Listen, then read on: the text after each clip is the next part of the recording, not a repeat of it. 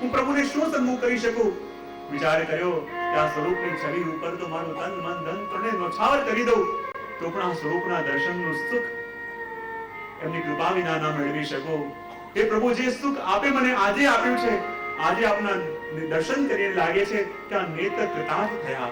આ નેત્ર આજે એવા રસને પામ્યા છે કે જે રસને પામ્યા પછી આ નેત્ર ક્યારે પણ ધરાય નહીં, और प्यास बढ़ती जाए और प्यास बढ़ती जाए.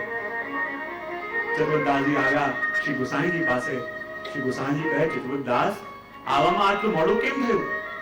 બોલે, શું બતાવું કૃપાનાથ, આ તો એવી કૃપા થઈ છે, એવી કૃપા થઈ છે કે જેનું ક્યારે વર્ણન ન થઈ શકે. બોલે, અચ્છા શું કૃપા થઈ? ત્યારે ચતુર્દાસજી શ્રી ગુસાઈજીને બધી વાત કહી કે આવી રીતે હું પુષ્પ લેવા માટે અપ્સરા કુંડ પાસે ગયો અને જ્યારે શ્રી ગિરાજીની કંદરામાં મેં પ્રવેશ કર્યો અને ત્યારે પ્રભુએ આ લીલાના દર્શન મને આપ્યા અને પ્રભુએ આજ્ઞા કરી છે કે જે રસનો અનુભવ મેં કર્યો એ રસ હું બીજાને પણ આપી શકું. શ્રી ગુસાઈજી પણ આજ્ઞા આપી અને ચતુર્દાસજીએ જે આ લીલાના દર્શન કરીને જે વસ્તુ પ્રગટ કરી એને કહેવાય દ્વાદશ નિકુંજની વાર્તા. શું કહેવાય? અને દ્વાદશ નિકુંજની વાર્તાનું વર્ણન કરતા ચતુર્દાસજી કહેવા લાગ્યા કે એકવાર ઠાકોરજી, સ્વામીજી, શ્રી યમુનાજી, શ્રી ચંદ્રાવલીજી, અષ્ટસખી એ બધા ચાલતા ચાલતા શ્યામ ઢાકથી લઈને આગળ બિલછુ કુંડ પાસે આવ્યા. એટલો આનંદ આવી રહ્યો છે, એટલું સુંદર વાતાવરણ છે કે વાતાવરણની અંદર ઠાકોરજી શ્યામ તમાલ નીચે ઉભા છે અને જ્યાં ઠાકોરજીને શ્યામ તમાલ નીચે ઉભેલા જોયા, સખીઓ કહેવા લાગી, જો આજે ઉપર પણ શ્યામ ને નીચે પણ શ્યામ. આ તો આખી પ્રકૃતિ શ્યામમય થઈ રહી છે અને ત્યાં જ કાળા કાળા વાદળો આકાશમાં આવી ગયા. ગોપીઓ કહે, જુઓ તો ખરા આજે કેવું વાતાવરણ, ઉપર શ્યામ, મધ્યમાં શ્યામ અને નીચે પણ શ્યામ.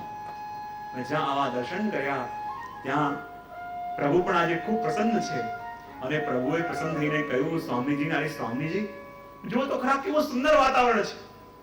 જ્યારે આ મંદ મંદ મંદ મંદ વાદળ ગરજા કરી રહ્યા છે તો મને લાગે છે કે આ ગર્જન નથી કરતા પણ જાણે તબલા વગાડતા હોય, જાણે મૃદંગ વગાડતા હોય.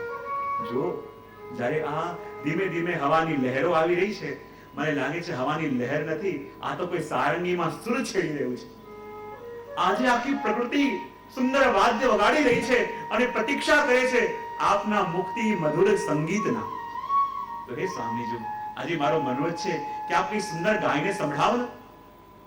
સ્વામીજી કહે, જો પ્રભુ આજે હું તો કઈ નહીં ગાઉં પણ મારો એવો મનોરથ છે કે આજે અમારા બધી સખીઓને એવો મનોરથ છે કે આજે આપ કઈ ગાયને અમને સંભળાવો. અને ત્યારે ચતુર્દાસજી વર્ણન કરે કે જ્યારે બધા સખીઓએ સ્વામીજીએ પ્રભુને વિનંતી કરી કે આપ કઈ ગાયને સંભળાવો અને ત્યારે પ્રભુ કહે, મારું ગાન તો મારી વેણુ દ્વારા હોય, હું ગાન કરીશ વેણુ ગીતના શ્લોકનો પણ આ મારી વેણુ દ્વારા. અને એ વખતે પ્રભુએ એ વેણુને અધરો પર ધરી અને એનાથી વેણુ ગીતનો શ્લોક ગાન કર્યો.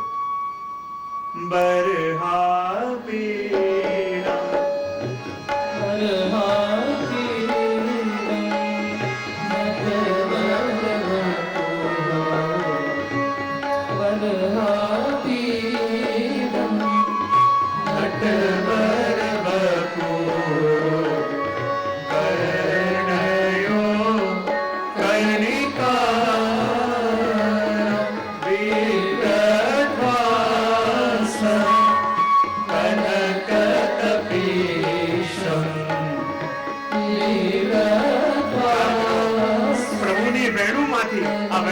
શ્લોક ગવાતો હશે, શું દશા થઈ હશે પ્રકૃતિની.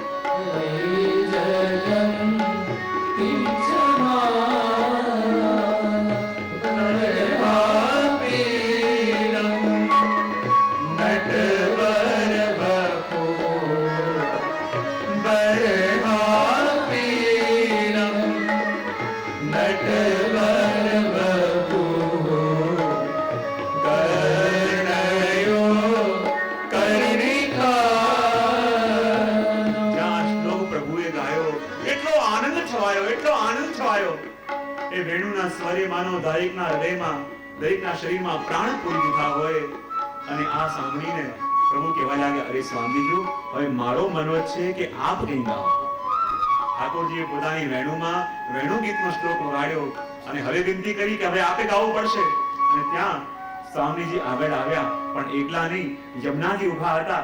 યમુનાજીનો હસ્ત પકડી પોતાની પાસે ખેંચી લીધા અને યમુનાજીના ખભા ઉપર પોતાનો શ્રીહસ્ત પધરાયો.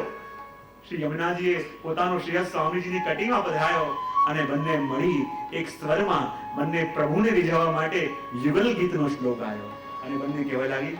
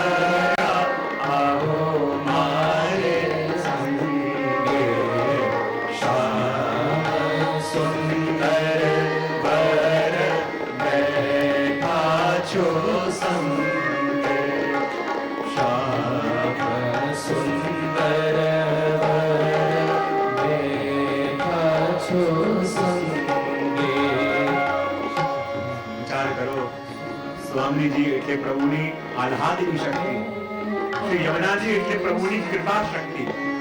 અને જ્યાં બંને ભેગા મળી એકબીજાના સ્વરમાં સ્વર મેળવી જ્યારે યુગલ ગીત ગાયું હશે એ વખતે વિચાર કરો પ્રકૃતિની દશા શું થઈ હશે. જ્યારે બંનેના મુખથી યુગલ ગીતના શ્લોક પ્રગટ થયા, જે સખી જે અવસ્થાની અંદર હતી સ્થિર થઈ ગઈ. કોઈ સખીના હાથમાં પુષ્પની માળા હતી પણ આ ગીત સાંભળીને એમને એમ સ્થિર થઈને ખોવાઈ ગઈ. કોઈના હાથમાં આભૂષણ હતા એમને એમ સ્થિર થઈ ગઈ. કોઈ કંઈ કહેવા આવી હતી એમને એમ સ્થિર થઈ ગઈ. આખી પ્રકૃતિ જ્યાં દર્શન કરીને સ્થિર થઈ, જાણે નિસ્તેજ થઈ ગઈ હોય, ત્યાં પ્રભુએ પુનઃ વેણુનાદ કરી દરેકના દેહમાં જાણે પ્રાણ પૂર્યા હોય એમ દરેક સચેત થયા. અને ત્યારે સ્વામીજી આવી પ્રભુને વિનંતી કરી કે હે પ્રભુ, જાણો છો આજે આપના મુખથી આ ગીત સાંભળી અને યમુનાજીની સાથે આ ગીત ગાઈ આજે મારા મનમાં એક મનોરથ જાગ્યો છે. પ્રભુ કહે, હવે શું મનોરથ જાગ્યો છે? બોલે પ્રભુ, આ 12 મહિનાઓની અંદર પ્રભુ 6 ઋતુનો અનુભવ તો હું કરું છું, પણ મારો એવો મનોરથ જાગ્યો છે કે મારે એક જ દિવસની અંદર 6 ઋતુનો અનુભવ કરવો છે. પ્રભુ વિચાર કરવા લાગ્યા, એક જ દિવસની અંદર આ 6 ઋતુનો અનુભવ કેવી રીતે થાય? એ પ્રભુ, મારો એવો મનોરથ જાગ્યો છે કે શ્રી ગિરિરાજ બાવાની અંદર આપ એવી નિકુંજો બનાવો, એવી નિકુંજોનું નિર્માણ કરો કે જેની અંદર 6 ઋતુ નિત્ય વિદ્યમાન હોય અને હું પ્રત્યેક દિવસ એક જ દિવસની અંદર 6 ઋતુનો અનુભવ કરી શકું. અને જ્યારે આ મનોરથ સ્વામીજીના મનમાં જાગ્યો, પ્રભુ કહે પૂરો તો કરવો જ પડશે. અને એમ વિચાર કરી પ્રભુએ સૌથી પહેલા જે અષ્ટ સખીઓ છે એમને બોલાવી 6 સખીઓને કહી કે તમે જાઓ શ્રી ગિરિરાજ બાવાની ભીતર અને ગિરિરાજની ભીતર જઈને તમે કુલ 12 નિકુંજોની રચના કરો. કેવી નિકુંજોની? અને અને 12 નિકુંજો એવી કે જેની અંદર 6 ઋતુઓ નિત્ય વિદ્યમાન હોય. પણ ધ્યાન રાખજો, જેમ એક ઋતુના કેટલા મહિના હોય? 2 મહિના. કેટલા? એક ઋતુના 2 મહિના એટલે 6 ઋતુના કેટલા મહિના થાય? 12. તો સ્વામીજીનો એવો મનોજ હતો કે એક ઋતુના જેમ 2 મહિના હોય એમ એક ઋતુની 2 નિકુંજ બને.